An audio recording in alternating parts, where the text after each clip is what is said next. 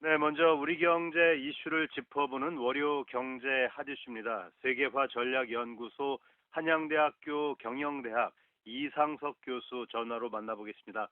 네, 이상석 교수님 안녕하세요. 네, 안녕하세요.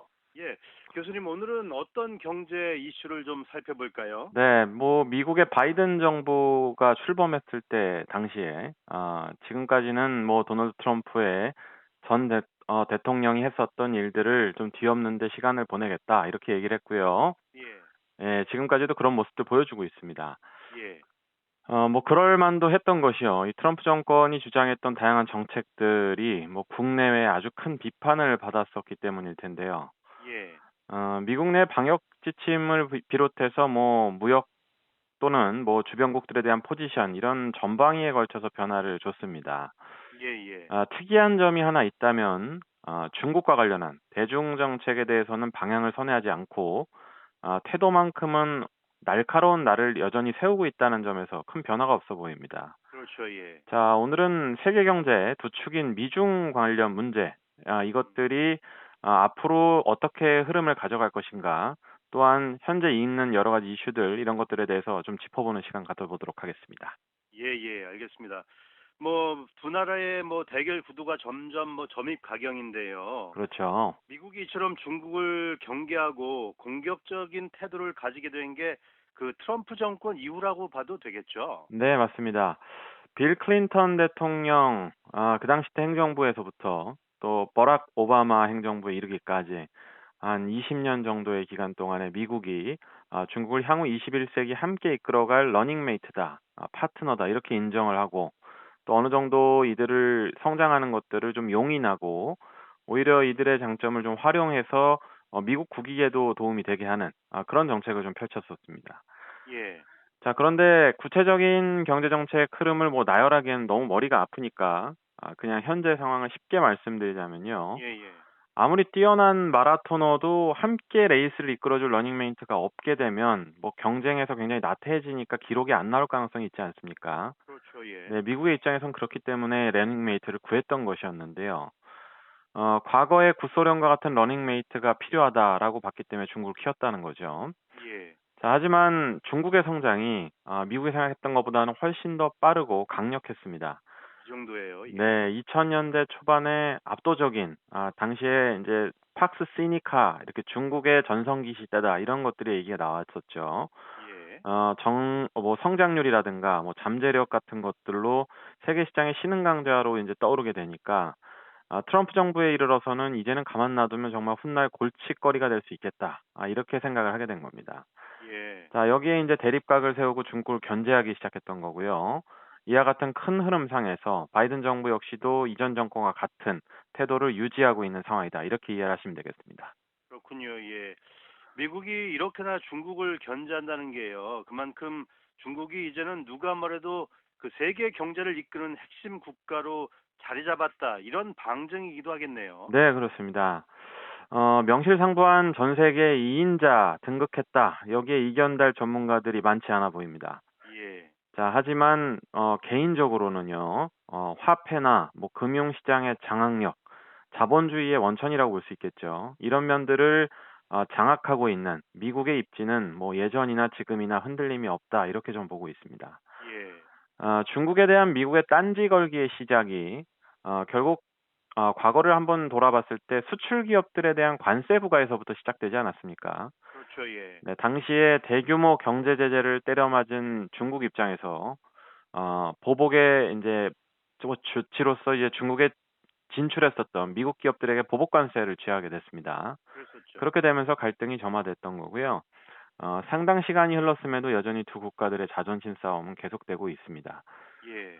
바이든 정부가 들어서게 되면서 미중 무역 갈등이 어느 정도 수그러들지 않을까 이렇게 기대했던 시각도 있었는데요. 예. 말씀드렸듯이 큰 틀에서 보았을 경우에 이제 중국을 자유롭게 과거처럼 놔줄 수만은 없을 정도로 성장을 했기 때문에 향후 패권을 계속적으로 지켜나가기 위해서 미국의 중국 견제는 계속될 가능성이 굉장히 높아 보입니다.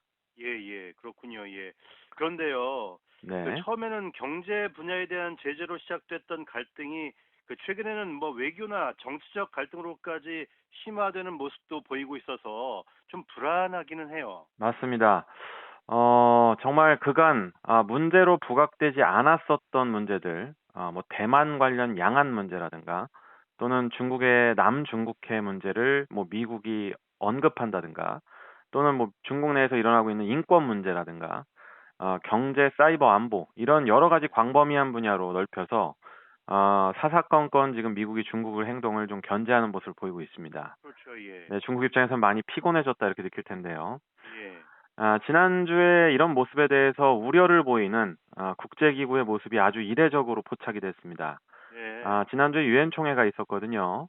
그래서 이 현지 시각으로 20일 유엔 총회가 시작되기 전에 구테흐 후스 이제 유엔 사무총장이 AP통신과의 인터뷰에서 1991년 소련의 해체로 막을 내렸던 냉전이라는 단어를 미국과 중국의 갈등에 빗대어서 30년 만에 공식선상에서 사용을 했습니다.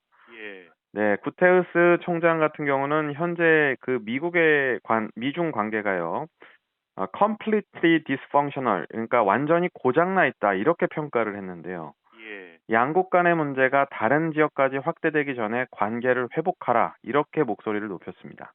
예예.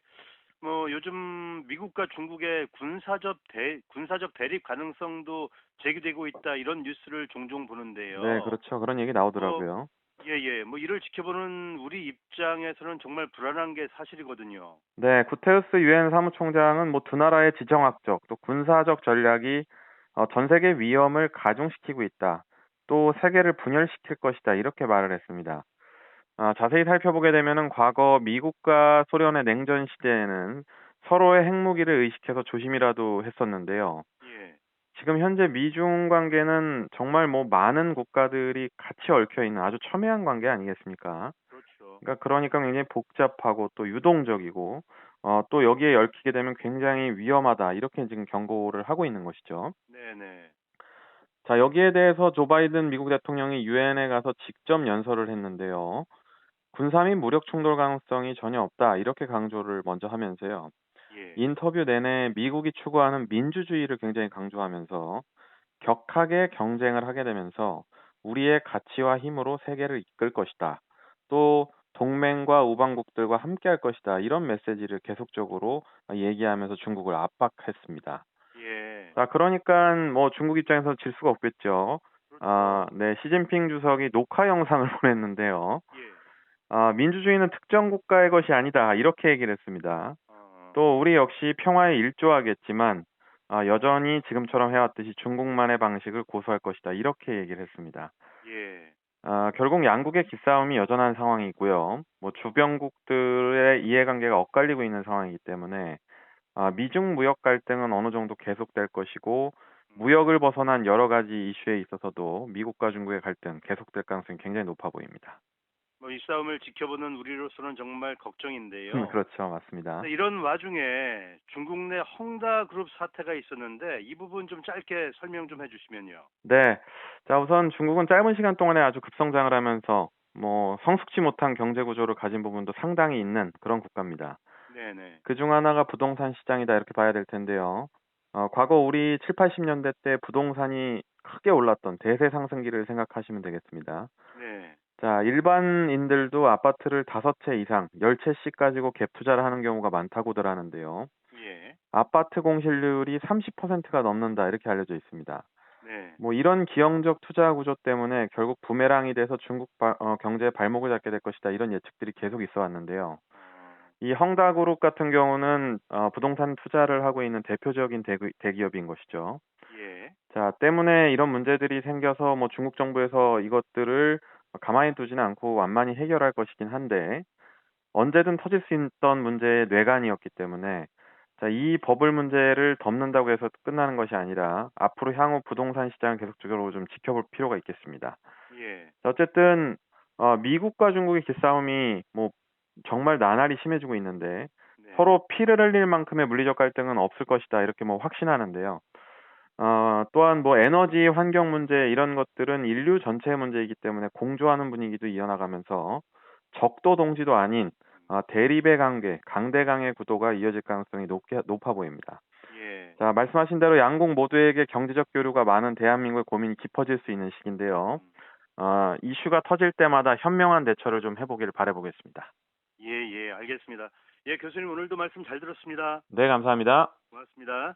지금까지 한양대학교 경영대학 이상석 교수였습니다.